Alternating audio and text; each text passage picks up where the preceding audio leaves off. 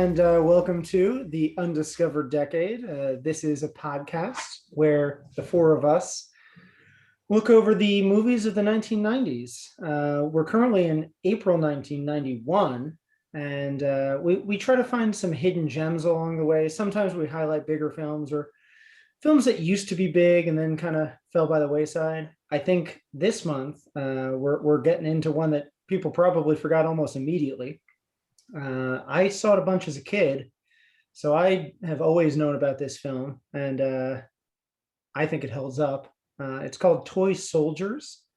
It has an all-star cast of, if you're looking at the video, Sean Astin, Will Wheaton, and three other guys. Yeah, right behind Jeff. Yeah. A posse. It also stars Lou Gossett Jr. It takes place in a school, boarding school for boys that Lou Gossett Jr. is the dean, and it gets invaded by terrorists from Colombia who take them all hostage. And then they hatch plans to try and escape or stave off the terrorists killing them. So that's pretty much the plot. It goes ahead and tries to focus for the first half hour, showcasing how the kids are going to be able to overcome everything. They're ingenious. They know how to hack a 900 number. It's very like Hogan's Hero-esque. Yeah. It's like one of the like World War II POW movies, but like in a boarding school for boys in 1991. With a bunch of preppy douchebags at a boarding school. Let's be honest, everybody was trying to follow the Die Hard format. So this is like Die Hard in a dormitory. Yeah. Right.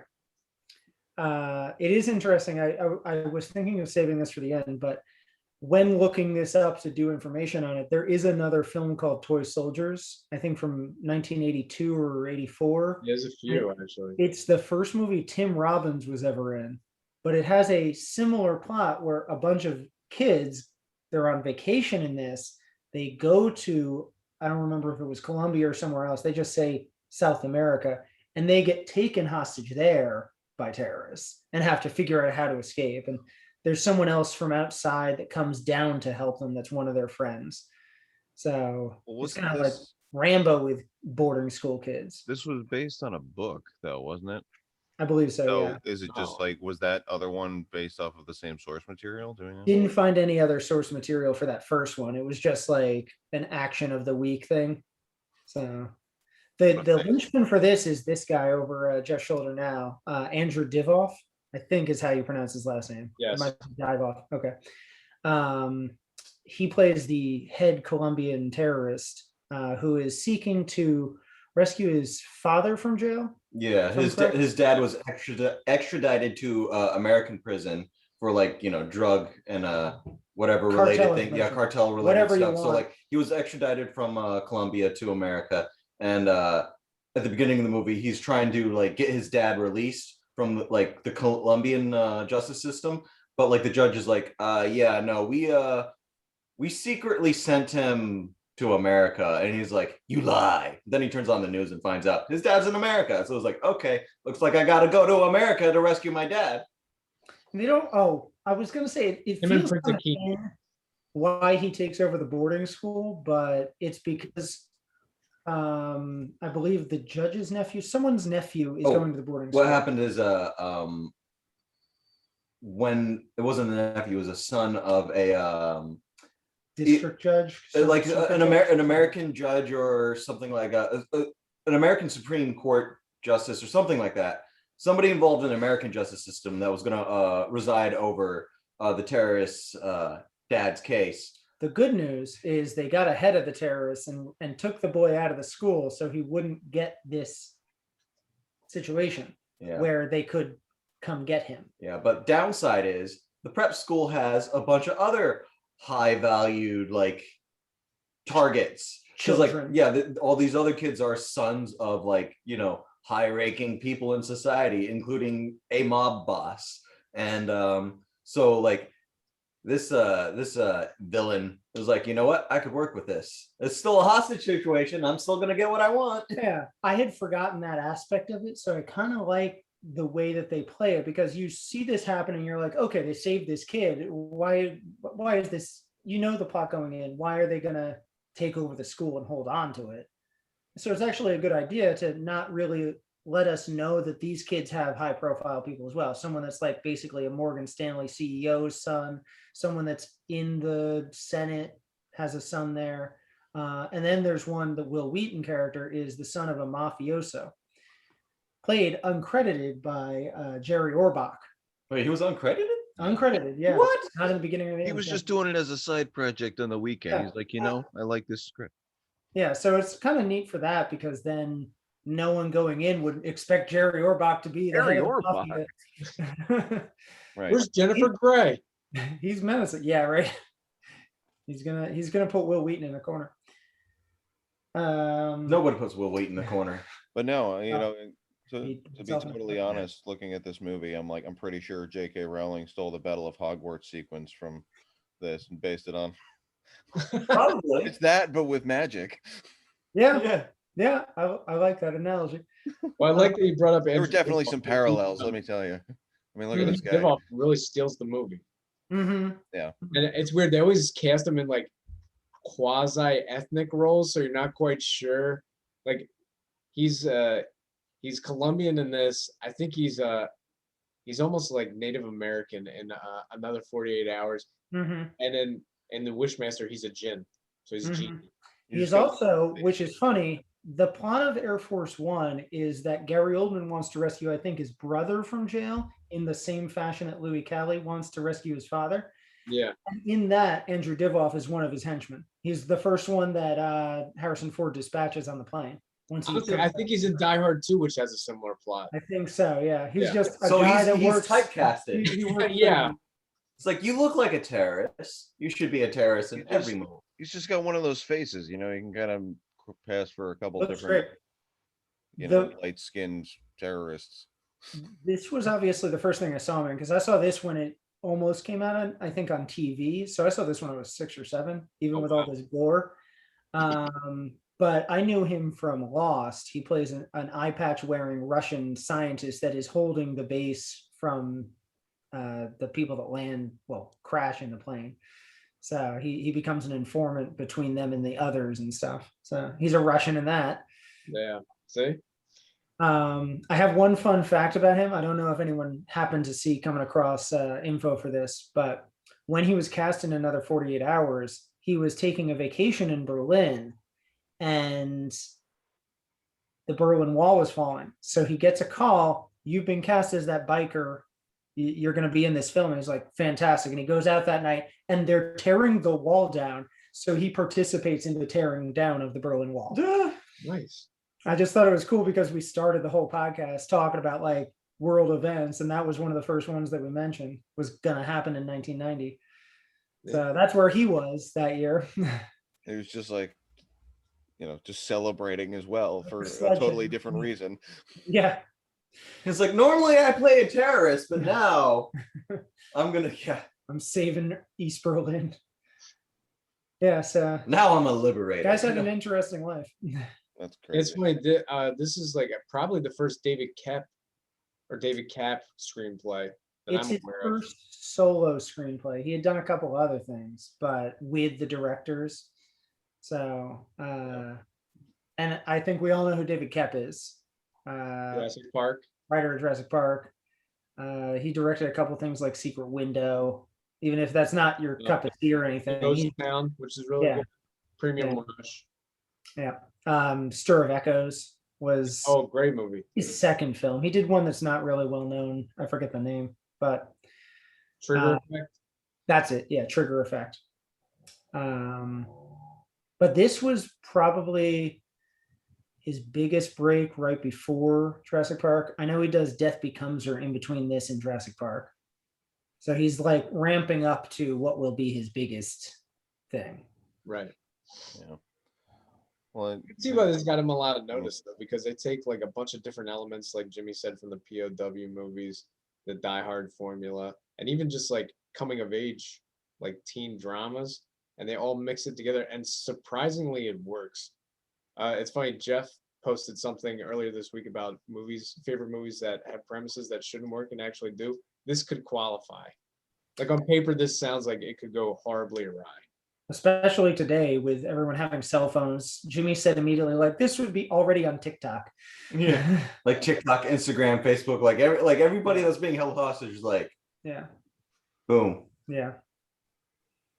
So, you know, what we're saying is like, let us be involved in the remake because we got some ideas. Yeah. Yeah. This is a great scene where Sean Astin almost is like Steve McQueen. He's got to go under the wire for a little bit and come back out. Yeah. He actually pulled off a pretty good performance, I think. He's, you know, he does Rudy a year or two later, and we knew him from The Goonies. That was obviously his first role, his breakout role and everything.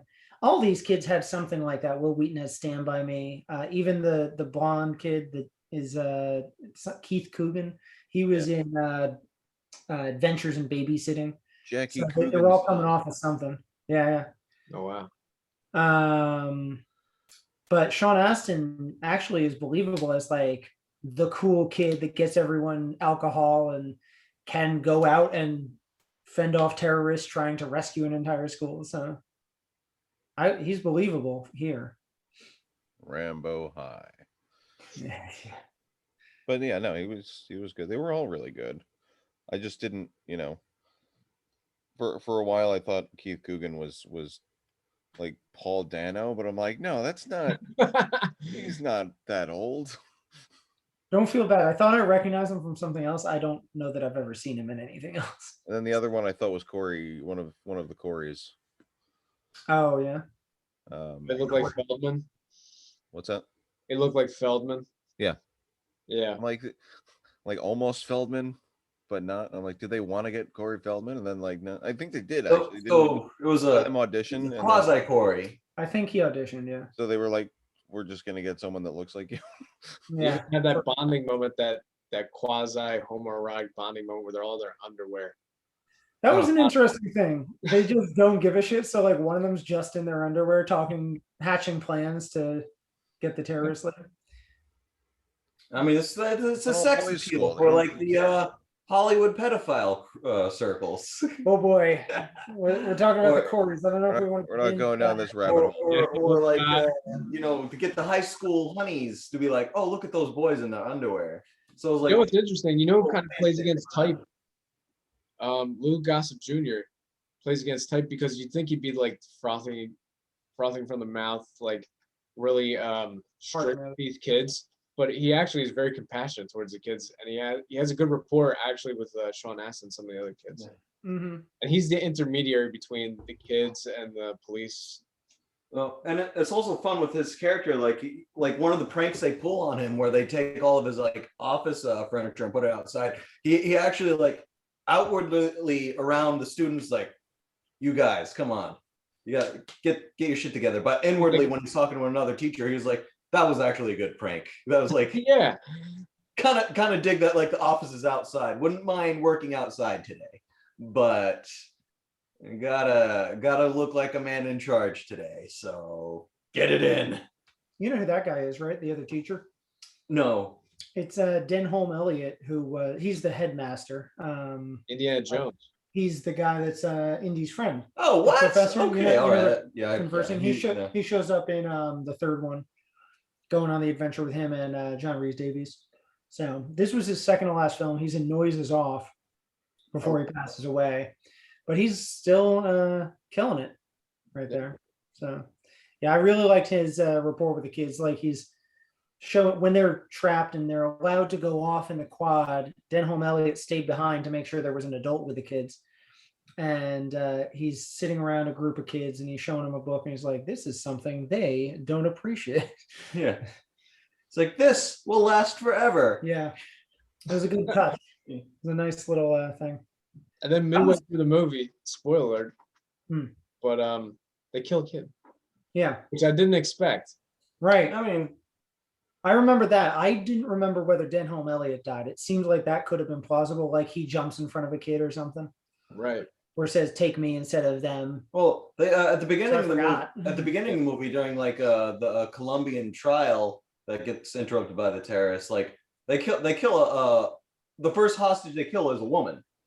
Right. And then the second person they kill is the judge, and then like You skip see the blood. yeah, and then like So they already set the tone. Like these terrorists they're ruthless because Right. like they don't have a problem with killing like a woman, and then you know it's a judge like that's a person in authority. So like whatever. Then you skip ahead after we get like the introduction of the kids at school. One of the terrorists like they shoot at a kid that's trying to call for 911. Like Like they have payphone booths. yeah, I initially thought the kid died, but then like what happened was like the dude like shot at the kid, but like I guess like tried to get him away. like the kid like ducked down. I thought he died, but like he didn't. So like he scared the kid into not making the call, and then a teacher, another faculty member showed up and was like, whoa, he gets shot. So like the kill count at that point is like a lady, a judge, Or they shot the security guard at the front of the school. Oh yeah, and a security guard in front of the school. So that's Yeah. 4 people. And they were very visceral deaths. So. Yeah, and then like then finally like later on in the movie, like in terms of innocent bystanders, finally the one student, the one kid, he gets Wheaton. killed. Yeah, and then the rest of the deaths are the bad guys. Yeah. Yeah. Maybe a couple soldiers. But that made a point to show that they weren't necessarily interested in killing the children, but they would kill any adult that got in the way. Yeah. Sure. And as immediate as possible. They're not taking any chances. So Smartly, the movie made the kids old enough where it wasn't child exploitation. Yeah. yeah, or like a Home Alone situation. Right. Because it still had a little bit of like technical ingenuity, like they know how to wire the drone toy. Yeah. They know how to Oh. they know how to communicate without having to use cell phones, obviously. A little back to like Will Wheaton's character. Like he did a little bit of a Chekhov's gun. Sort of like because earlier in the movie when they get taken hostage, like he points out like, hey, we could jump them, take their guns, and like fuck their shit up and kill them, right? Yeah. And then later on in the movie, he attempts that and fails miserably. Yes. So it shows you that it won't work. Yeah. So, and he's the best choice to do that because he's the one. They set it off where he is the son of Jerry Orbach's mafioso, and he keeps saying, "I hate my dad. I don't condone what he does. I know what he does. There is no hiding it. I'm here because I had to get away from him, and I refuse to be near him." And his father loves him, and he's like, "I'll do whatever it takes." And he makes a deal to get Luis Cali's father out of jail, and that backfires because Well, his he son doesn't make a deal. Like he makes a deal. Like he's like, hey, I'll owe you something if you release my son. Yeah, but he was trying to get the guy out of jail, right? No, he had No? nothing to do with Oh, it. okay. Like he was just like, hey, I'm a mafioso. Your dad's a cartel. If you Anywho. get my son out of this situation, we'll like I'll owe you something down the road. Point is, Will Wheaton doesn't want any of it, so it's the perfect person to do that because if they killed like the Mexican kid, like there's no stakes there necessarily. There's Yeah. no backstory as deep as Will Wheaton's character. So And like the funny thing is like when Will Wheaton's character dies, like it was kind of an accident because he was killed by one of the guards, like one of the terrorist guards, and like the leader, what was his name again? Luis Cali. Luis Cali. Like leader was like, why'd you kill him? Like you weren't supposed to kill him. Now we're in trouble like with the mob. And then like later on when the mob boss finds out his son is dead, is like, there's no such thing as accidents. Woo! Yeah. The movie takes a turn. Yeah, it does provide a way that they won't ever succeed because then Jerry Orbach kills Luis Cali's father in jail. He has people take him out. Yeah, he has like a prison riot, and in the middle of the prison riot, they just And so now there's nothing else to do. It's just let's leave the school. Yeah. So it ramps things up quickly. It never feels like it's plodding through the plot where how are they going to escape? Are they going to attempt and then fail? It's not even an escape attempt that Will Wheaton has. It's just his idea will not work, and it forces the finale to launch into action. So speaking of Lou Gossett, I was kind of surprised how little he was actually in. They set him up a lot in the beginning, and then he's just kind of stuck on the outside. And even when he comes back in, he's helping one of the rescuers limp along to the finale, and he only shows up right at the end to distract Luis Cali. I'm actually surprised that like the dean of a boarding school is like involved so much in the planning of like dealing with the terrorists. Like he's at like all the big meetings, between like, you know, the FBI, the military, and also like the military general that's like being played by Arlie Ermy. Mm-hmm. So like he's in Perfect. there. So like he's at the table with those guys, and all the like students' parents are like, "What do we do?" And the journalist is like, "What are you gonna do?" And he's like, "Well, you see," and it's like, "Why are you talking? Like, you got the FBI, you got the military, Yeah. you're the dean. Why are you so important all of a sudden?" Yeah. Oh, there's a good poster. Oh wow, I didn't see that. Oh wow, that is a pretty good that poster. almost looks like For everyone listening, Sid That's Gunner fine. speech. just change his background. Police Academy 6. Everything else just looks like some derivative of The Yeah. Outsiders, but this one actually looks like Kind the of movie. reminds me of the Warriors a little bit because it's painterly. Oh yeah. Yeah. Yeah. I'll post this in the actual post so you guys can see it that are just listening. You know,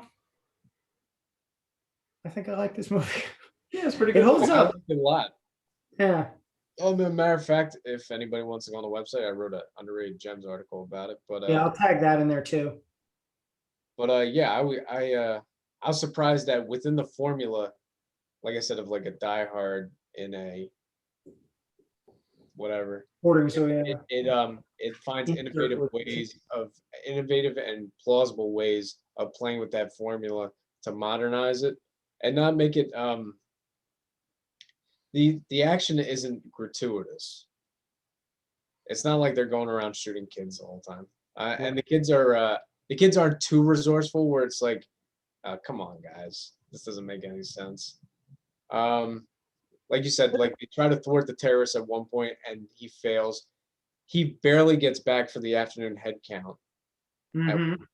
Oh, I love that scene. That was the biggest thing I remembered happening from when I watched this as a kid. So it holds up as well as a tense sequence. Yeah. So yeah, I would probably give it a B plus. Yeah. Yeah. I might actually give this like an A minus. I'm really surprised that this holds up. It's not streaming on anything right now, unfortunately. At least when we were supposed to watch it for this recording. Not for free anyway. Yeah. I paid $3.99 to watch it. Right. Damn And so what I had to do so Jimmy and I could watch it was actually just buy the DVD. I was like, if I'm gonna pay for this like Jeff did, I might as well just get a copy because I think I like it, but I haven't seen it since like 92, 93. But I'm glad I have it. I'll watch this again. So Yeah. I'll give this movie a solid A. yeah. Nice. Did you say a grade, Jeff? I'm probably No, gonna Jeff go did B plus. Okay. I'm Yeah, but I liked it. I Yeah. liked it. Not my fave, but you know, it What do you- definitely It's no King of New York. right. What I do you, mean, yeah, no, that's a whole other tier. what would you think would be off about this then? I'm just It's- curious. Like, I want to. I feel like they were trying to do too much. Like I know that they were trying to bring it back to Earth and give it more heart. Like it was almost like they were trying to do Dead Poet Society, but with Colombian terrorists. What a pitch. And that was what felt off about it. Mhm. There were certain things that, I know were meant to be more tragic than they came off because it seemed like, I don't know, there were just some things that were out of step, but it wasn't a bad movie. It was just, I mean, it's 1991. so, It's a kitchen sink movie, for sure. Yeah. It's a pots and A lot pans. of disparate it's a elements. pots that and come pans together. movie. Yeah, exactly, Jim. Yeah. But Oh, yeah, cool. Yeah. Yeah. I don't know if there's much else to say about it. It's just a fun little film. I mean, even Yeah, it was a fun you look up little the trivia. movie. Most of the trivia is just like this person is this person's son. I'm like, oh, okay, that's Oh yeah. Because That's, the Blanc is, like you mentioned earlier. I don't know if I accidentally talked over you. Is Jackie Coogan's grandson? yeah. Is he a little rascal? Is that who Jackie Coogan is? Yes. Yeah. No, was he? I thought no. Yeah, He was also wasn't he Uncle Fester in the Addams Might have Family? been it. No, that's John Astin. No, John Astin was good. John Yeah. Astin. They were both in the Addams Family. That was the trivia Okay. thing was both. Oh, okay. I didn't Sean- realize. John Astin is Gomez. Yeah. That makes sense. I was gonna say. But speaking of which, that's the thing. Sean Astin is John Astin's stepson, which we were trying to figure out. There was a whole thing where his mother didn't actually say who the father was at first. So Desi Arnaz was going to step in and say he was the father. And people were trying to be honorable back then. And it's just like, she had a kid. She wanted a kid. And then she ended up with John Astin and he adopted Sean. Right. And so he for all intents and purposes was his father and raised him pretty much from single digit age. And Sean, I know in interviews has said he looked at John as his father. He met his real father eventually. I forget who that is, but it is another actor. And not Desi Arnaz. Eddie Fisher. Yeah, right. It's like you're disappointing. Yeah, but no, apparently he had a fine relationship, but like he looks to John Astin as his real father, you know. It's weird because I looked at the two of them and I didn't even know this piece of trivia, and I thought they looked similar. That's what I thought as a kid. I remember learning this when Mom and I would watch The Addams Family and some other things. She was a big fan of Sean Astin's mother, whose name I'm forgetting, because she was in The Miracle Worker. So she told me that when I was a kid, and we're like, yeah, I thought they were related. And she's like, yeah, I know, their ears. Yeah. So It's weird. yeah, kind of interesting. Yeah, I don't know if there's anything else. Who was your favorite character? I remember as a kid it was Will Wheaton because I was real broken up that he dies. Oh, because he doesn't know how to handle a submachine gun. Yeah. What? Oh yeah, that's ironic. okay. So like that's what we're gonna talk about. So We're like getting into the I guess hardware. the use of the weapons in the movie is fairly like for the most part, like man, the guns they shoot, blah blah blah. But like when Will Wheaton grabs the submachine gun from one of the terrorists and like goes to kill one, like he's shooting and then all of a sudden it's in the air like crazy. He's like, first of all, that gun shoots like a 9mm bullet. Like it should stay like on point. Like there should be a little kick, not so out of control it's up in the air. And that's how he dies. Because like he failed miserably at handling. He was full of rage and agony, James. I mean, I guess, but like Yeah. He didn't care where he was shooting. He was just mad. His dad. Also, maybe he wasn't even trying to like do anything to them. He was. Maybe I don't think he was trying to. This is how we gotta go out, man. He probably doesn't know how to handle a gun.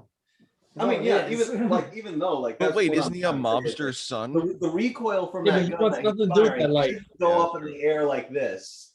Yeah. And like he's holding down the trigger while it's still going off. Like at some point you gotta let go so that way you can like get back on target. But no, he just The He didn't I have no control. he didn't have the time. Like I think he deserved to die. Excellent squib effects. Actually, yeah, when he runs out of smoke, he gets shot. And then when Luis Cali gets shot in the head at the end, I was like, oh. That was good. Yeah. Oh yeah, that was a good makeup effect. I did not feel bad for Will Wheaton this time around. He didn't know what he was doing. Yeah. So It had real Chris Duquette on the slide in Ninja Attack vibes. yeah, it did. Where do you think I got that? Right. That was your Yeah, homage to right. Toy Soldiers. Yes. Everything in Ninja Attack is an homage to a better film. This is great. People are gonna be looking up Ninja Attack. I'm like, why can't I watch It's online. Yeah, it's on YouTube. We'll have a special release for the 25th anniversary. Yeah. it? When are you doing a commentary track and a retrospective? We're working on it. Okay. We'll get there. Do you guys want to hear the Lou Gossett story, or is that? Yeah, I- you tell a Luke Gossett story about how you met him. Yeah, do it. No, go ahead. By all means. It's a good story. It's not that crazy, but I was working on a film. I will leave the name out so that producers don't get mad. But What he date was- is it? Hmm? What date was it? it's like 2012. It came out like, Well- or no, You can narrow it down. filmed it and it didn't really come out anyway, so it doesn't really matter. But he's basically the teacher at a dance school. He used to be a famous tap dancer, and his brother had a theater that they would tap dance at. And the whole plot is a kid who's going to the school, sees him teaching dance and wants to learn. And they end up reviving the theater. The kid inspires him to reconnect with his brother and save the theater. So the first scene Lou Gossett Jr. is filming, he's this teacher. Lou is supposed to be in a basement, like trying to find his brother who's living in the basement of the theater. So we were filming him walking down a hallway. That's all it was, really. And one other scene where he like runs into the kid, or the kid goes with him to see the brother. And so we're in the basement of an actual school in Brooklyn. And he gets downstairs. Now, at the time, he's like 75.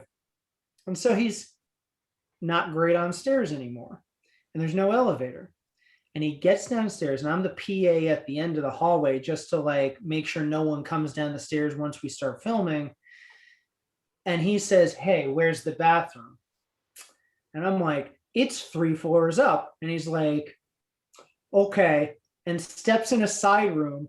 And I'm like, I got to go figure out how we get Lou back upstairs. So I walked away to try and ask someone like, is there another one down here? Do we have anything? I turned back around. He's like, "It's taken care of. I peed in that trash can." So I'm like, okay, problem solved. I don't have to ask anybody anything. So that's And how were you then the PA that had to throw it out the window? No, that room was not used. So we just kind of tucked it in the corner. So he was the PA. Yeah, exactly. That's how I forced Lou Gossett Jr. to pee in a bucket. Well, you didn't really force him. Like, you put him in a situation where he had to. Yeah, he figured You it were out. like, you were like, "You won't piss in this bucket." This is the worst saw You will. yet. Later on, the janitor at the night, during the night, was like, "Why does it smell like piss in here? Why does it smell like Lou Gossett Jr.'s piss in here?" Yeah. This is Oscar-winning piss. Oh my So he puts it in a jar and sells it on. Okay, that's too far. And we're done. It's too far. If he puts it in a jar, keeps it at home and worships it. Oh my god. Okay, we're gonna That's move on. too far. What else came out this month? Yeah. Moving on. How did April 1991 go, Corey? Actually, it's a pretty Spartan month. Not a lot came out. The Marrying Man came out, which is Neil Simon movie with Alec Baldwin and Kim Basinger, his real life beau. And as with most movies where real life couples are in the movie, they exhibit no chemistry. Live, right? Yeah, the movie is pretty bad. It's kind of lethargic. It's trying to do that rat-tat-tat, like 40 dialogue. Yeah. But sadly, Alec Baldwin just can't pull it off, and this is during that time where he's trying to be like a matinee idol before he became a character actor. Which he had the looks. He has the looks. Not the talent. Yeah. He eventually figured it out. He's a good character actor that's handsome. Right. So that came out. One of the better Steven Seagal movies, Out for Justice, came out, which has Jerry Orbach actually as his commanding officer. This is interesting. I was going to mention a little bit of the box office, and we never got to it. Toy Soldiers came in, I think, 4th, maybe 3rd, but it was 3rd of the new releases, and Out for Justice is the one that got number 1. Okay. So, depending on who you talk to, this might be Steven Seagal's best movie after Under Siege. I like it a lot. The only problem is he completely annihilates the main villain at the end. The guy doesn't have a chance because it's William Forsythe, and he's no physical match for Steven Seagal. So Steven Seagal just pretty much manhandles him the whole time. mm-hmm. Drop Dead Fred came out this month. I love that. That was one of I'm sure a lot of you guys have seen it. Yeah, that and Toy Soldiers were 2 of the films that I saw when I was a kid. Yeah, pretty risque for a kids movie, you might say. Mm-hmm. A lot of things that might be considered inappropriate now. I remember years ago they were talking about doing a remake with Russell Brand. Thank God that didn't get off the ground. He has the look, but I would not like that movie. No. They already ruined Arthur a little bit. I haven't seen it since it came out. I remember enjoying it enough. I don't know how it would hold up nowadays. That's kind of why I wanted to watch it for this, to see if it held up. I'm happy with Toy Soldiers. I don't think I would be with Drop Dead Fred. No. But that is the first thing I saw Carrie Fisher in. Oh, nice. She plays who's the main girl in Drop Dead Fred. Phoebe Cates. So she's Phoebe Cates' best friend. And I thought Carrie Fisher was the coolest in Drop Dead Fred. So when she turns out to be like one of the most important figures in cinema because of Star Wars, I was like, oh, okay. Yeah, right. Kiss Before Dying came out this week. That's the other one that was in between Out for Justice and Toy Soldiers. Yeah, I meant to watch this, but they took it off HBO Max before I got a chance. They're always doing that. Yeah. HBO Max retain things from longer than a month. Yeah. But actually, apparently not a very good movie. I think Sean Young got nominated for a Razzie for this. So, not a great film. Who was the guy? Was it Matt Dillon? Yeah, I think it's Matt Dillon. Oh, since we talked about his brother last month. Yeah. And then we get to Poster Boy. Like I said, not a big month. We're already ready for you, Chef. Look at that. You look so ready. You look Cocky over there. Back in the game. All right, here we go. Let me just share my screen, not my photos. Oh, look at that. I was doing research. All right, here we go. I left the bottom tagline in because that doesn't give anything away, really. There is an interesting tagline above the title, but if you could describe the poster for us. All right. So we've got a dude who looks to be in an 80s Wall Street outfit with suspenders and everything, dangling from a broken Big Ben sized clock on the side of a building, presumably in New York, because that's what there's a watercolor silhouette skyline in the back that looks to be New York. So I'm guessing this is some sort of Wall Street comedy. There's a tagline below the title saying, "In crime and comedy, timing is everything." See, it's a nice pun, but it doesn't tell you anything. No, it does now, not. Given this, I kind of want to try and do what we did last time, where you come up with a better film. What would you do with the poster? And from what you've gathered, what would you give this plot or make this plot? I mean, usually anyone grabbing a clock, there's some sort of like time travel involved or something. Like this guy suddenly knows how to. He's running out of time. That looks pretty tough. He figures out how to like extend the workday by 4 hours to become a capitalist hero.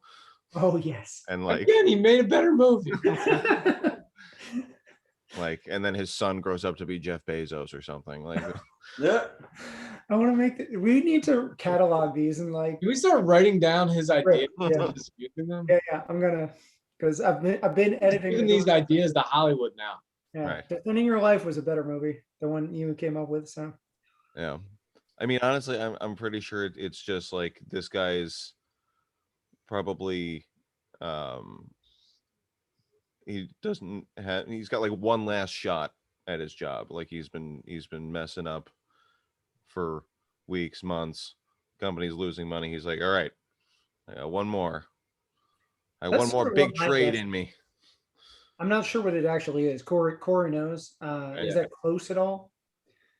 He's nowhere. No. All Okay. right. Well, let me Why try don't to I give you? Honestly, that clock, I don't even know why it's even on the poster. Oh, interesting. I could give you something else. I don't think you need to say a title yet. So why don't I give you the tagline?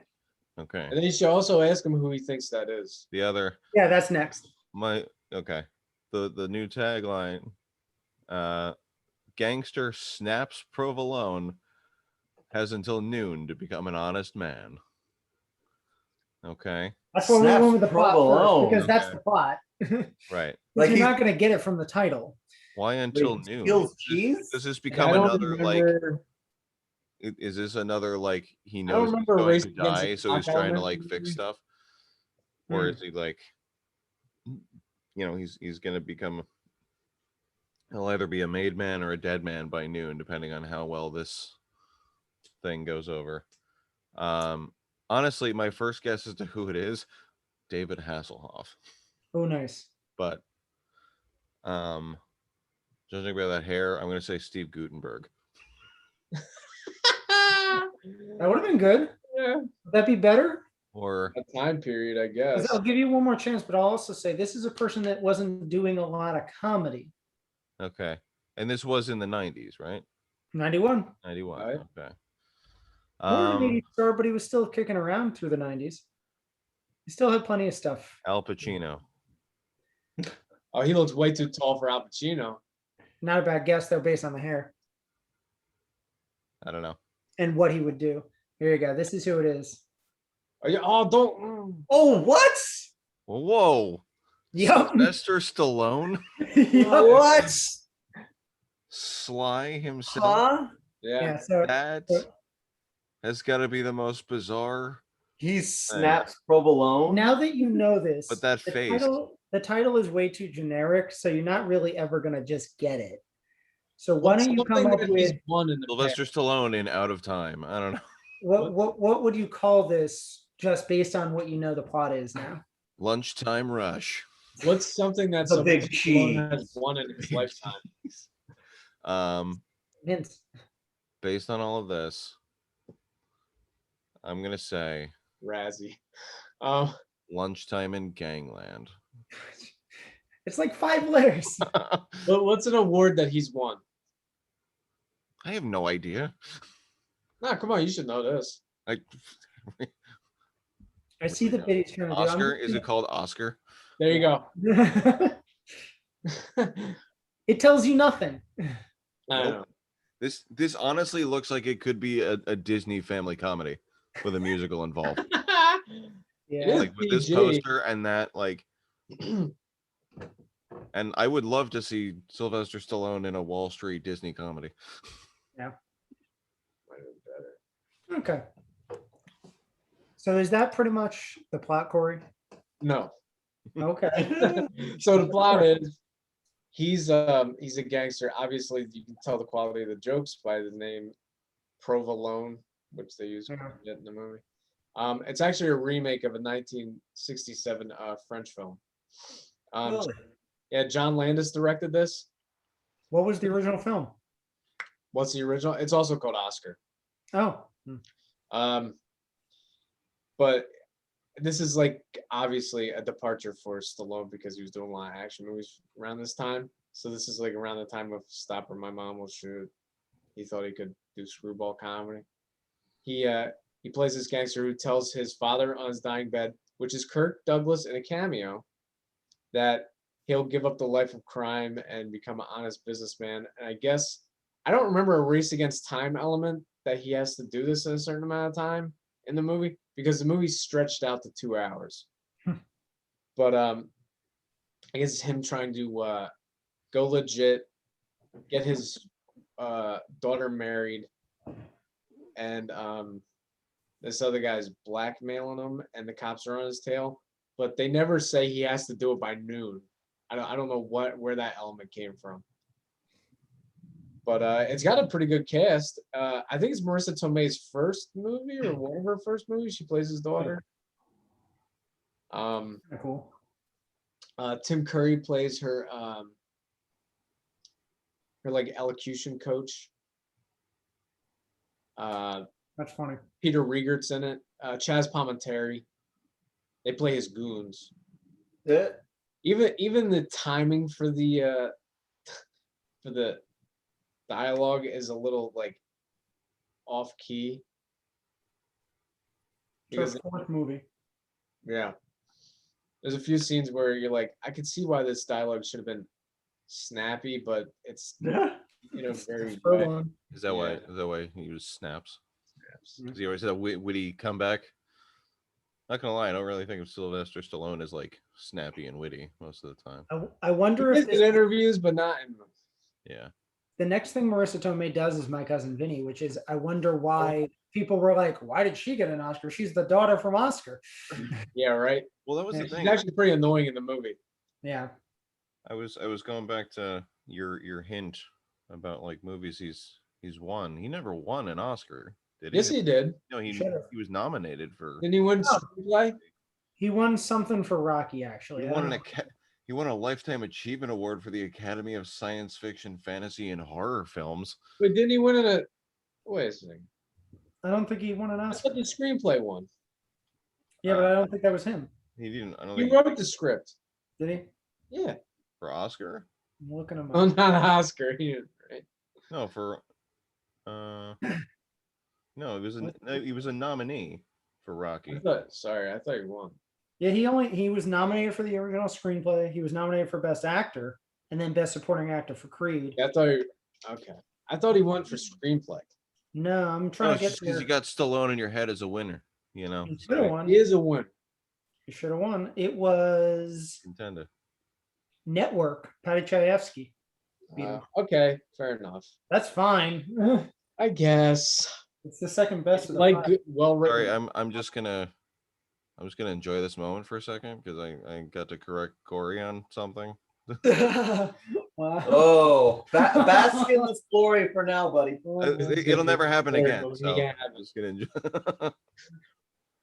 So I was Anyway. going to bring up. I had an idea of what we could do for our picks of the month, and pretty much I was like films with a hostage situation, best '80s movies, since we're not really ever going to go back into the '80s, but we talk about it all the time because it just happened. Yeah. Here's an idea that Corey said earlier in the podcast that gave me an idea. Favorite kitchen sink film, something that takes place in one location the whole time. Oh, bottle. Is that what you film. mean by kitchen sink? Because No, I meant like kitchen throw sink, like, everything. They throw a bunch of elements together. You're right. You're right. I mixed it up with bottle episode. Okay, so like a bottle film you're talking But about. that is what I'm thinking of. Yeah, favorite bottle episode. Ooh. We can pause and then star wipe if we want a second to think about it. Right. Ooh, yeah. Or you just keep rolling because I don't know. I don't want to. Yeah, I can tell you right now, I got nothing. You can for throw that in after. Hang on. Like the whole movie takes place in one. Yeah. After these messages, we'll be right back. Does a whole island count? Yes. Jurassic Park. You're down. Oh, bullshit. There's like 17 locations within the island. Yeah. Well, I said the whole island. You didn't correct me. I thought you were gonna say Shutter Island, which would also be Yeah. good. Actually, that's a really good option. Honestly, It has 1408. It has flashbacks out to Massachusetts. I'm gonna have to go with. Does that still count if there's flashbacks? Yeah, but there aren't in Jurassic Park. Oh, and they are in other locations. They start in other places. You know what? Rashomon. There you go. That takes Oh, there place. you go. Yeah, that takes place at That's a. actually a really good one. Yeah, that's like Wow. one. Yeah, that's good. Yeah. Damn it! Now I wish I had thought of that. Yeah, like That'd probably be my we number start talking one. about this like That would probably be my number one, bullshit, 'cause like that's a great ideas for like what constitutes as a kitchen sink movie Even- or like bottle episode. Yeah, I messed you episode. up. Like you messed me up, but like Yeah. yeah, no, Rashomon, because like Even- everything outside of the court area is like flashbacks. Even then, Toy Soldiers starts in Colombia. It just mainly takes place in the boarding school. Yeah. So, You should have went with the hostage ones because that'd be easy. what's your favorite hostage movie then? I mean, Air Force One's pretty damn good, but obviously Die Hard's number one. Yeah. Mine actually falls in both categories. I was gonna go with the first Saw movie. Oh, that's a good one. Oh, there you go. Yeah, that's a good example. In that case, I kind of like Inside Man. That kind of goes with both. It's not hostages, but it's like a bank heist that all takes place in the one location. You guys are picking good stuff. Putting you on the spot now. You made me think of it with Die Hard. I guess Texas Sometimes Chainsaw probably- Massacre basically takes place in a farmhouse for the most It part. does, yeah, and the surrounding fields. But Yeah, and she's stuck in there until she eventually escapes at the end. that's a good one. So Texas Chainsaw Massacre, Rashomon, Inside Man, and what did you say, Jeff? So Saw. Saw. So like yeah, we That's got a good. good we got a That's good good. That's- plethora. Yeah, for putting us all on the spot, including myself. We did pretty good. Yeah. A nice variety. Yeah, we didn't have Yeah. to pauses or nothing. Come on, look at this guy, Yeah, like saying like we should pause and think about I it. didn't even have to look keep it getting up. them. Normally, I'm like looking at like top 10 lists. Yeah, here's Oh, that one. Arnold Schwarzenegger's filmography. Yeah. Yeah. Cool. So this was a pretty good month, I'd say. And thank you for listening to our podcast about toy soldiers. If if you like what's been going on, remember to subscribe and like any of our posts or episodes in Spotify and YouTube. And You could also even Sorry. stalk us if you want. yeah, I'm not into that. You can do Jimmy. Jimmy just wants people to follow. No. I want to be specifically stalked. I want to know what it's like. Okay. Not I know people that have been stalked is the worst. Oh, Be careful what you wish for, buddy. Yeah. Oh yeah, watch. I'm gonna get like the worst. Funny you should bring this up. Stalking has a big element in next month's episode. May 1991 asks one of the biggest questions of the year. What about Bob? Ah, yes, I love what about Bob. I set it up. Jimmy I episode. set it up. I knew what Yeah. I was doing. Yeah. This was Yeah. when we did in the beginning of the year, we chose what we were going to do for 1991. Jimmy decided to go to sleep because he hadn't slept at all. And the three of us were pretty much picking, and we were like, that's the Jimmy pick. Jimmy's going to get an A. And by the three of us, it's like you and Corey were picking, and I was just like, yeah, sure, we'll go with that. Yeah. Hey, Well, you got August. August is all you, buddy. Yeah. So, See. all right. Thanks again for listening, and we'll see you next month.